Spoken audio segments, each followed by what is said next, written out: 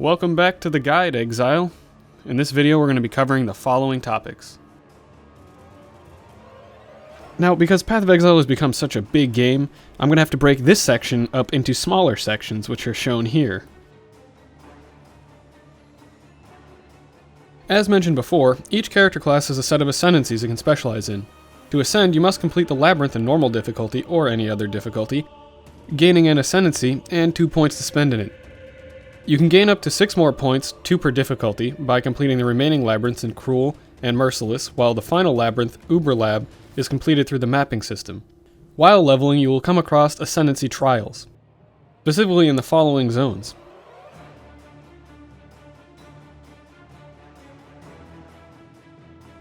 Now remember, these can be done at any level, so you can always come back to them. Each one of these trials demonstrates a trap type that is within the labyrinth. Traps deal physical damage and deal damage based on a percentage of your maximum life, so regardless of your level they will deal the same damage. This can be mitigated by any defenses that mitigate physical damage. Completing all of these trials allows you to enter the labyrinth in that respective difficulty. These trials only need to be completed once per account and league, but the labyrinth must be completed on every character that wishes to ascend. Now, the difficulty of the labyrinth is that you have 1 try, or 1 life to complete it. If you die in the labyrinth or portal out of the labyrinth, you cannot go back in, and you must restart it from the town.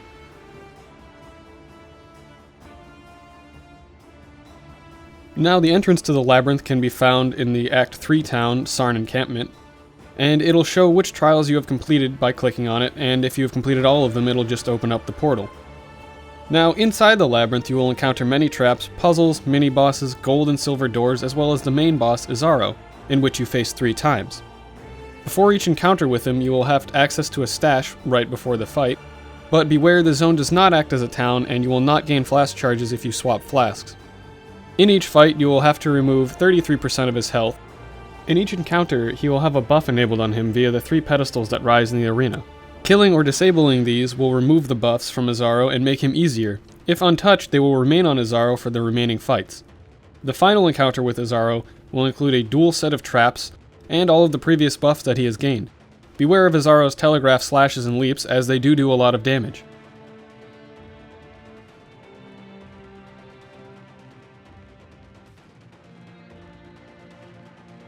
Once killed, you will gain treasure keys, 1 base key plus 1 key per full buff that has been left on him, for a total of 3.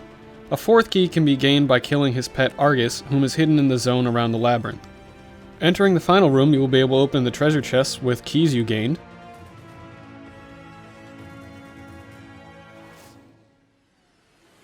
Enchant a piece of gear, gloves, boots, or helmet with a powerful implicit property.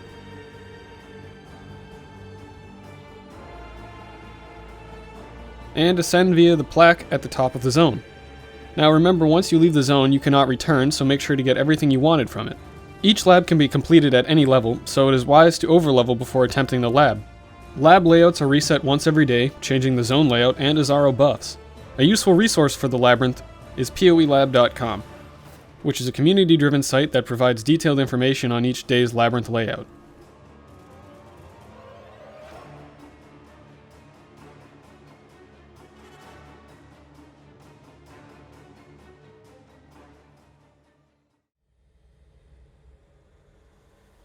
Another encounter you will come across while leveling or in maps are the Forsaken Masters. They will request that you perform a mission for them within the current zone, and then you will be rewarded with reputation towards them, increasing their current level. They have a maximum level of 8. Once a master reaches level 3, you can claim a hideout from them and begin using master crafting benches. To get to your claimed hideout, simply use a waypoint and click the hideout icon in the bottom right. Hideouts are basically customizable player housing that can expand in size and house other masters. They begin as a small hideout, expand to a medium at level 5, and a large at level 7. The larger the hideout, the more masters that can be invited to your hideout. 4 masters at medium, and 7 at large.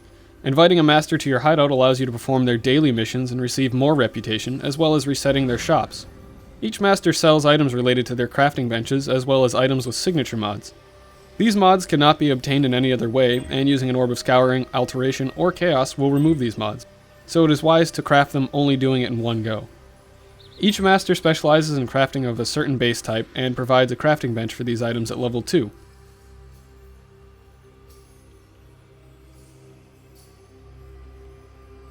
At each crafting bench, you can place a magic or rare item of the appropriate base in with an open affix, and craft the desired affix for a small fee.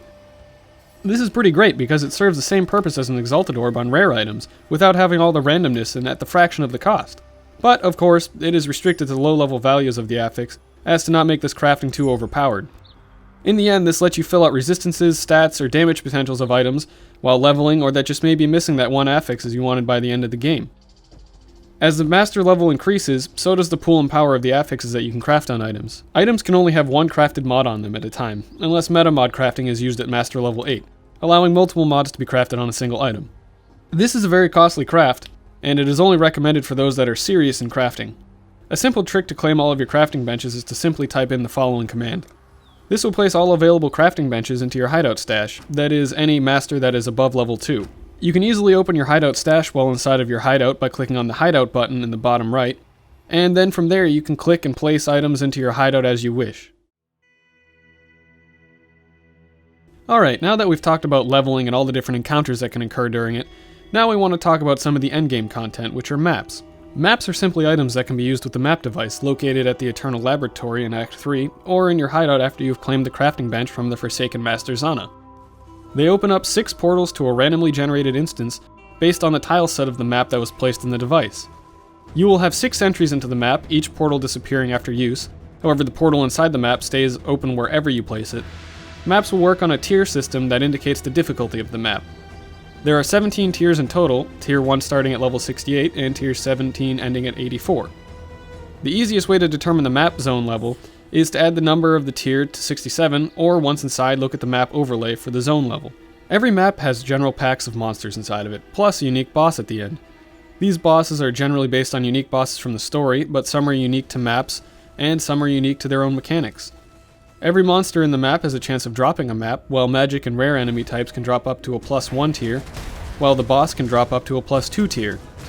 Maps can be crafted like all of the other items in the game into magic, rare, and unique varieties. Adding more affixes to the map will result in larger quantity, rarity, and pack size bonus.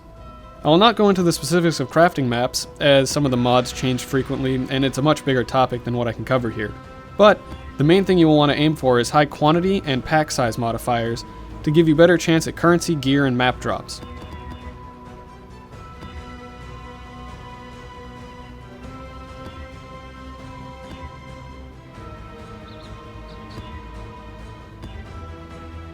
In the mapping system, you have an atlas. This atlas determines what maps can drop and which do not.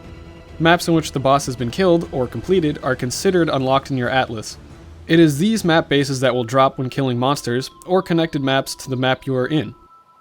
The only way to unlock new maps is to get them to drop from adjacent maps on the atlas, purchase them from Zana, or purchase them from other players. If you complete a map's bonus objective, you will gain a 1% bonus to your atlas. The atlas bonus is a percentage chance that your map drops will roll +1 tier to what they would have been originally. Once this number exceeds 100%, your map drops will always roll +1 tier, and numbers over 100% will be a second roll, getting the maps to roll +2 tiers. This means you'll no longer have to suffer being in a tier 15 map and getting a tier 1 drop. It'll now be a tier 2. Now, the final thing I would like to mention for endgame leveling is the experience penalties. As discussed in the leveling portion, you incur experience penalties if you are outside the safe zone of your level. In between levels 70 to 90, you will have around a 7 level safe zone, where you will not have an experience penalty. Once you start running maps that are outside of this zone, you will begin to have experience penalties not receiving the full amount of experience from monster kills. Now, unfortunately, once you get above level 85, you are going to frequently be going in this experience penalty range, but it is not too big of a deal if you're a couple levels out, as this is expected as you cannot sustain high tier maps all the time. But while you can, make sure you're inside that 7 level range to keep the most efficient experience gains.